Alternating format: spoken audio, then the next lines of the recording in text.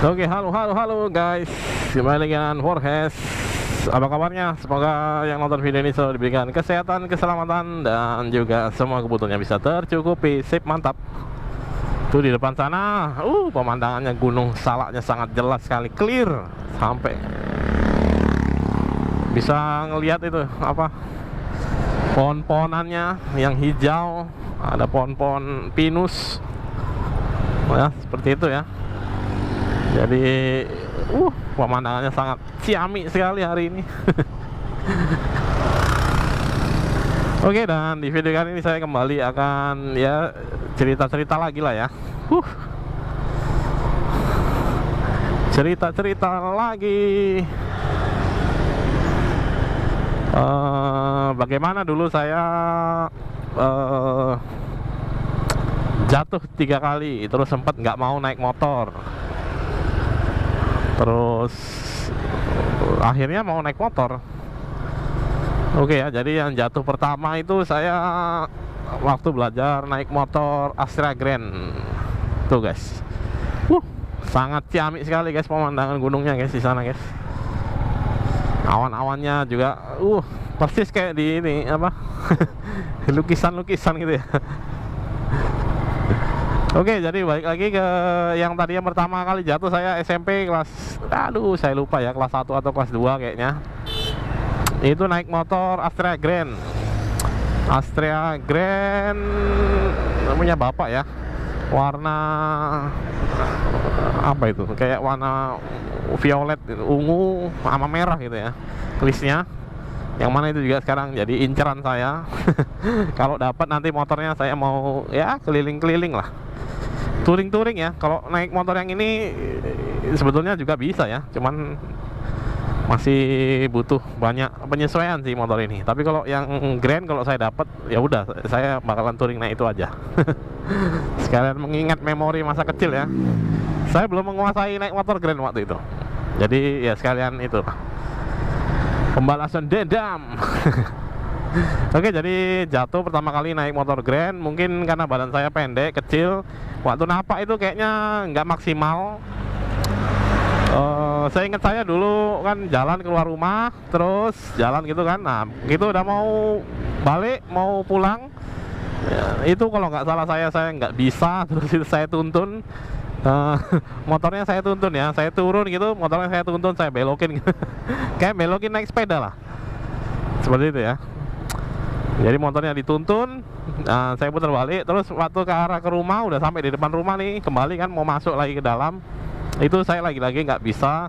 Terus saya mungkin mau ini ya, nyoba kali ya, namanya juga masih anak SMP ya, pengen nyoba, kayaknya bisa nih gitu. Ternyata waktu saya mau belokin, ternyata nggak bisa. Terus ketika kakinya yang sebelah kiri itu mau napak, ternyata udah jauh sekali dengan tanah ya, karena posisinya udah miring gitu.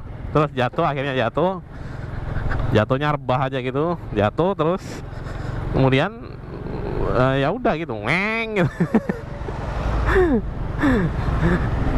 Ya itu udah jatuh, terus kemudian ya setelah itu saya kayaknya lama sekali baru mau belajar naik motor lagi, karena mungkin beda ya. Saya kalau sepeda sih udah bisa sampai lepas tangan gini juga udah bisa sebetulnya, mau jalan gitu kemana-mana juga udah bisa.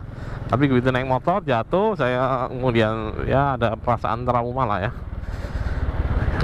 cukup membekas sekali kejadian itu. Jadi sempat lama itu SMP, terus kemudian belajar motor lagi itu bahkan sampai lulus kuliah pun saya nggak belajar motor lagi loh guys. Ya, jadi setelah lulus kuliah ada kesempatan saya kerja, terus kemudian ada motor operasional gitulah ya, motor operasional dari kantor gitu. Nah, saya pakai itu motornya kalau nggak Supra Fit S kalau nggak salah ya. Sama itu saya belajar dulu, belajar, ternyata bisa, karena mungkin badannya sudah lebih tinggi kali ya. Terus ya itu udah belajar, itu naik itu udah bisa tuh, udah bisa dicoba lah. Atau kemudian saya mau coba-coba untuk bawanya agak jauh ya. Itu saya kerjanya di daerah Tanjung Morawa sana, Simpang Kayu Besar belok ke sana ya, yang mau ke Kuala Namu itu. Terus kemudian saya pergi main ke Medan, ke daerah Tanjung Sari ya, dekat kampus Unika gitu ya.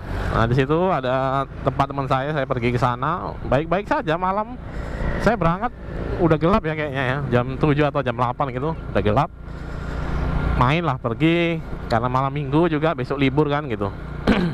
Jadi main, pergi, berangkatnya sih oke. Terus kami jalan-jalan malam juga oke, sangat oke sekali ya, jalan-jalan malam, keliling-keliling kota Medan. Nah terus karena main ke rumah teman, jadi tidurnya agak lama ya. Main-main dulu, cerita-cerita dulu, main game dulu atau apa ya, main gitar-gitaran. Nah, jadi tidurnya kelamaan, terlalu larut malam. Terus kemudian, nah ketika udah tidur kan saya mau berangkatnya pagi-pagi ya, supaya menghindari biar nggak kena razia. Karena pada waktu itu saya cuma dikasih pinjem motor STNK, ya udah, saya SIM-nya nggak punya. Jadi kalau kena razia ya bakalan susah ya. Saya mana nggak berpengalaman lagi ya kalau kena razia ya, seperti itu. Terus uangnya juga cekak. Uangnya pas-pasan. Jadi sekitar jam 6, jam setengah 7 saya udah bangun, cuci muka, terus saya pamitan sama teman saya, pulang, balik lagi dari Medan ke Tanjung Morawa. Itu lewat jalan baru ya, jalan baru terus. Udah masih enak nih ya kan, suasananya masih pagi, masih segar udaranya. Ternyata kejadiannya itu pas udah dekat ke Simpang Kayu Besar. Jadi sebelum Simpang Kayu Besar itu ada lampu merah yang mau ke jalan tol itu ya. Jadi dari arah sana itu ada yang mau ke jalan tol, itu bisa dari situ, ada lampu merah. Jadi kejadiannya ketika lampu merah berubah jadi lampu hijau, saya langsung tancap gas ya. Mungkin karena di depan situ ada kantor polisi, jadi saya takut menghindari kalau terjadi diberhentikan gitu ya, maksudnya ya. Jadi saya tancap gas, wow gitu. Dan pada saat itu kesalahannya ya ini, saya cuma mengandalkan rem belakang aja, yang pada saat itu juga kecepatannya cukup kenceng, sekitar ya dari lampu merah sampai ke simpang itu saya kayaknya langsung dung gitu. Kayaknya di kecepatan 50-60 km per jam. Terus kemudian saya kan membelok kiri. Nah di situ ada truk yang besar gitu ya. Lajunya pelan karena dia mau belok juga, lajunya pelan. Dia ambil lajunya yang kanan ya. Jadi yang kiri itu dia sisakan ruang. Dan saya pikir bisa masuk dari kiri. Ternyata pas dia lewatin ke sini, ternyata dia belok ke kiri gitu ya guys ya.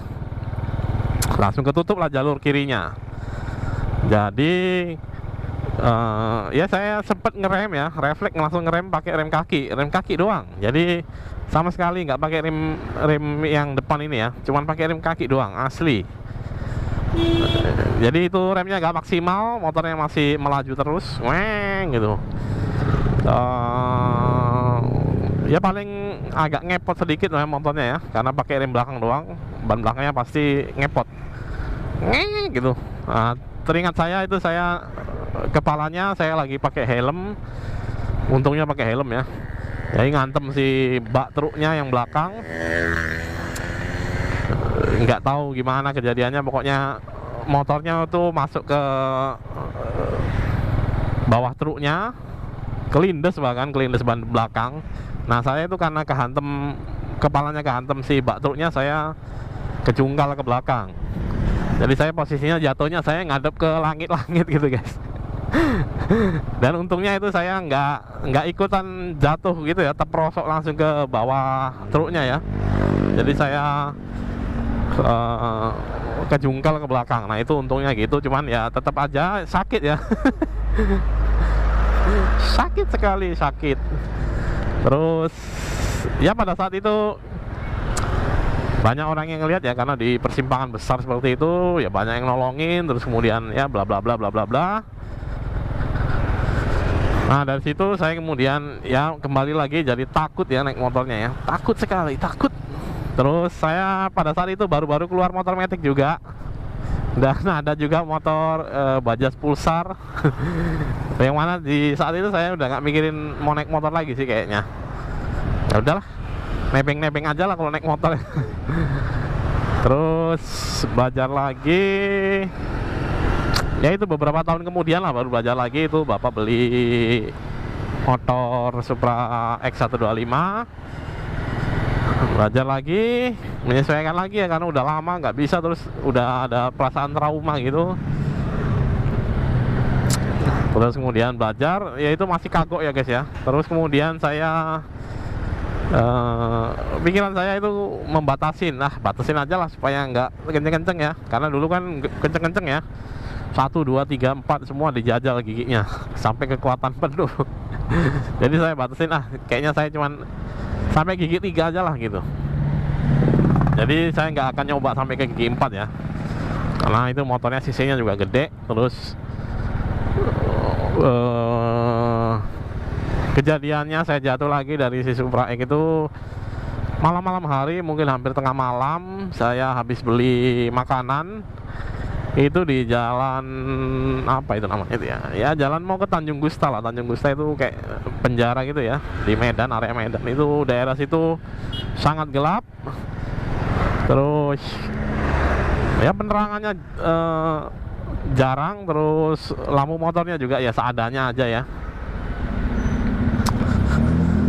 Jadi kejadiannya itu saya habis beli makanan mau pulang ya, baru keluar dari warung itu, jalan sedikit.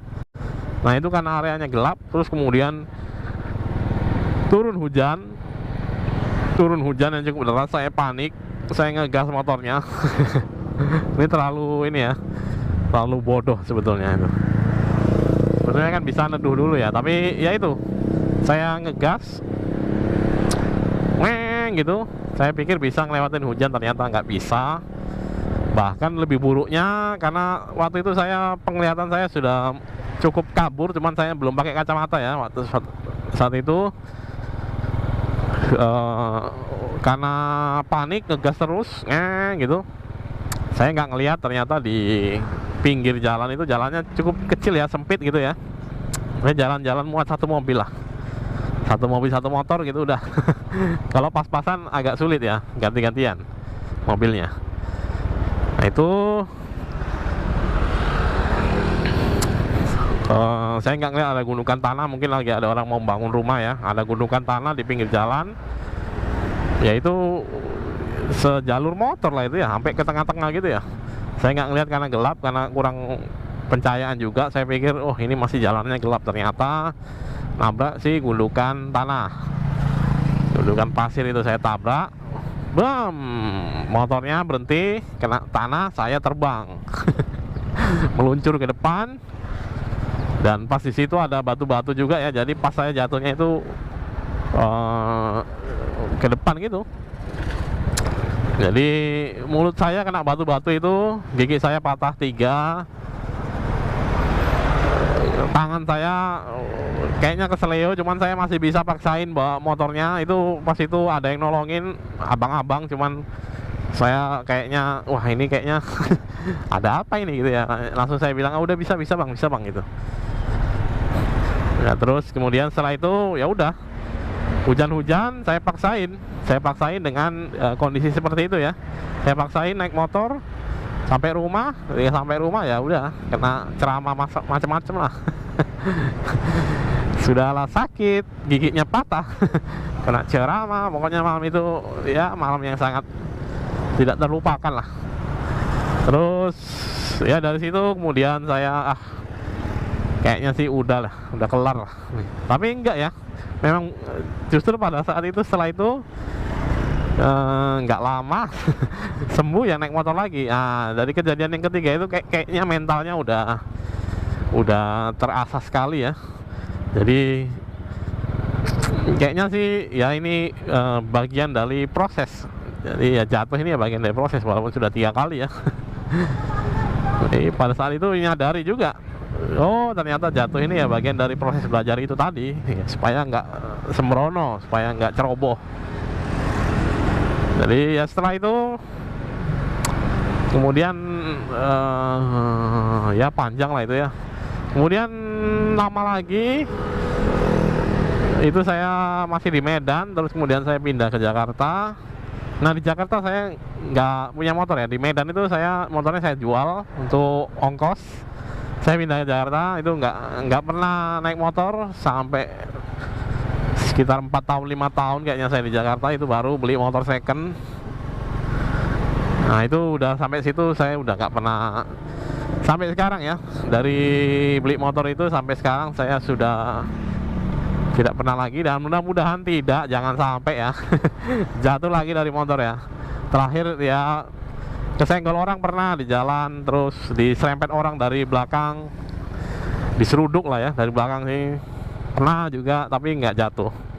Ya mudah-mudahan sih jangan jatuh lah karena saya berkendaranya sekarang lebih safety, apalagi sering bawa keluarga juga, jadi ya mudah-mudahan sih selalu diberikan keselamatan. Makanya saya selalu openingnya selalu buat teman-teman juga diberikan kesehatan dan keselamatan ya. Oke, jadi seperti itu dulu untuk video kali ini. Semoga cerita-cerita tadi bermanfaat ya buat teman-teman yang mungkin juga pernah jatuh, mungkin supaya ada motivasi untuk kembali belajar naik motor kalau memang diperlukan, alias kebutuhannya seperti itu ya. Rumahnya jauh, angkotnya nggak ada, atau mahal gitu ya, jadi bisa untuk belajar motor sendiri supaya lebih hemat dan bisa kemana-mana sendiri ya. Oke, demikian untuk video kali ini. Terima kasih sudah menonton. Jorge sign out dan bye bye.